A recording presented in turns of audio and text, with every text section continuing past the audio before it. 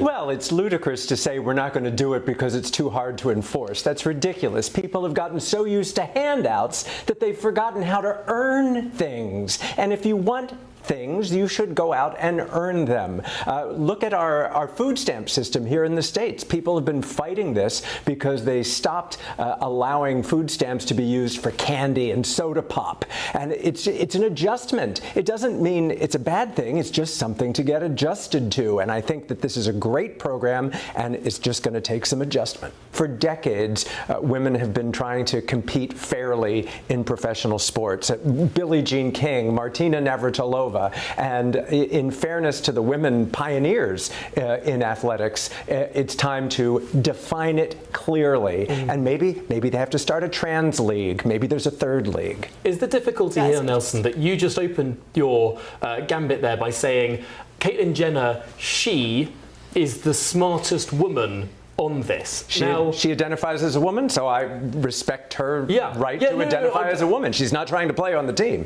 Even with the Invictus Games, they're having serious financial difficulties. There's even a petition to remove Prince Harry from his role with the Invictus Games. It's garnered over 2,600 signatures so far. So he definitely needs a parachute. And banking on Hollywood may have seemed like a great idea 6 years ago, but it's not working out so well now, especially when their A-list friends in Montecito, California, don't want to be seen with them. It's rather toxic to be seen with them.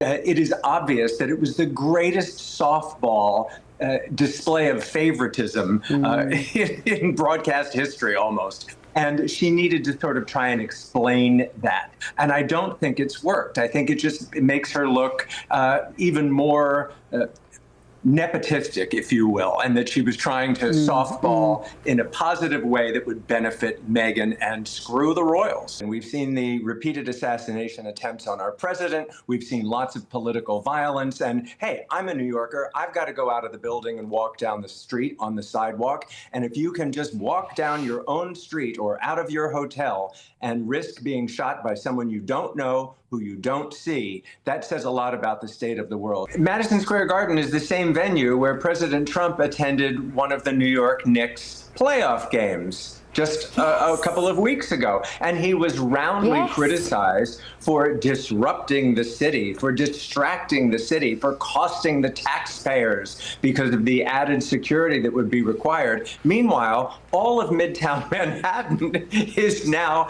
a gridlocked disaster. So you will forgive me for staying in my air-conditioned apartment. And with all due respect to our mayor, my thermostat is much lower than 78 degrees.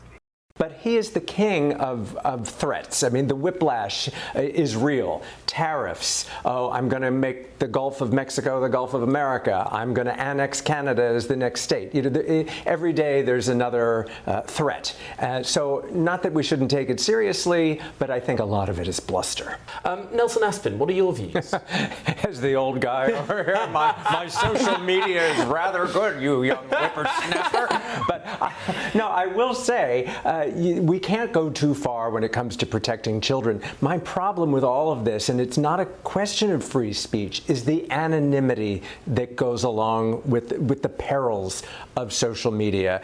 If you're going to say something like you did when you were 12 on Twitter, you owned it. We know you said it. It's the anonymity that creates the danger. And the kids will find ways around it. The bad guys will find ways around it. But just take ownership of your presence, and then I think you can have as much free speech as you want. That's an interesting point. Simon Hankinson, what do you make of it?